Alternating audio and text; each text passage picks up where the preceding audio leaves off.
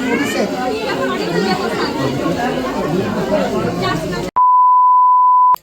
guys, welcome back to my channel. আশা করি সবাই খুব ভালো আছো আর অ্যাজ ইউজুয়াল আমিও ঠিকঠাক আছি। তো চলো আজকে ব্লগটা আজকে নতুন একটা ব্লগ শুরু করছি। আর আপাতত শুয়ে শুয়ে ব্লগ শুরু করছি, কারণ এরপর স্নান টান করবো।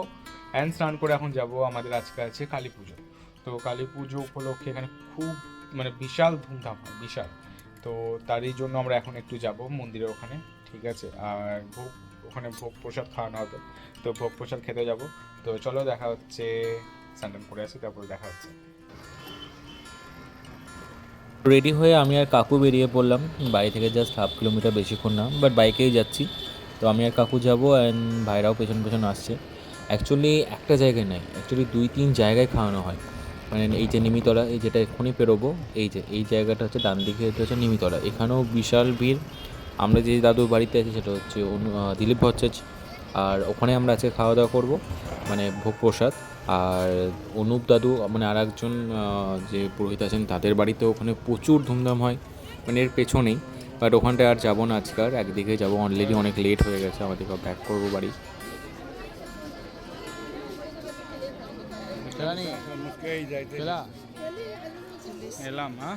তো এখানে এসে মাদের সঙ্গে দেখা হয়ে গেল, মা দিদা দাদু এখানে ছিল। ওরা এসেছে অনেকক্ষণ আগে। এই যে এখানে হচ্ছে রান্না হচ্ছে এই পেছনটাতে, কিন্তু আমরা আগের বার কিন্তু এখানটাতেই বসছিলাম, ঠিক আছে। এবারও চেষ্টা করছি এখানটায় বসে যদি হয়ে যায়, কারণ সত্যি কথা বলছি ওপরে ভীষণ ভিড়, ওঠা পসিবলি না, প্রচণ্ড ভিড় হয়। এখানে কাকুর বন্ধুরা আছে, তো কোনোভাবে যদি ম্যানেজ করে এই দিকটাতেই বসে যাওয়া যায়। জায়গা গ্রহণ করা হচ্ছে এইভাবে, দিদি বোন একসঙ্গে, ঠিক আছে, জালিয়াতিভাবে করা হচ্ছে। এবার চিনি দাও, চিনি।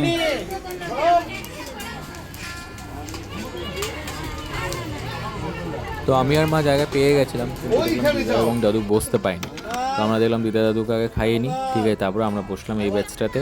যদিও দাদু উঠে গেছে, দিদা এখনও হয়, দিদা একটু আস্তে সুস্তেই খায় এবং উঠতে অসুবিধা হয় বলে দিদাকে বললাম আমাদের সঙ্গে এই ব্যাচটা অব্দি খেয়ে নাও, তারপরে উঠবে আস্তে আস্তে। তো এই ব্যাচে আমি, মা সবাই বসে গেছি, কাকু সামনে, গুল্লু আছে, সৌভিক আছে।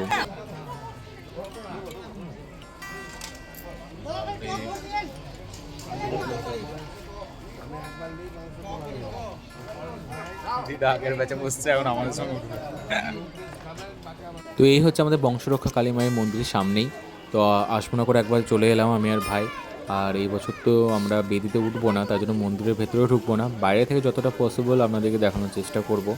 যাই না দেখাতে পারবো কিনা দেখি, মায়ের মুখটাও দেখতে পাচ্ছি কিনা, নিজে একটু দেখতে পাওয়ার চেষ্টা করবো, ক্যামেরা বন্দি করার একটু। তো এই জন্য চেনা জানা সবাই দেখাতে হচ্ছে, কিন্তু কিছু করার নেই, এই মুহূর্তে আমি উঠবো না বেদিতে। তো এই দূর থেকে এখানে বলি হয়, প্রচুর বলি হয়, আগের দিন রাত অব্দি প্রচুর বলি হয়েছে।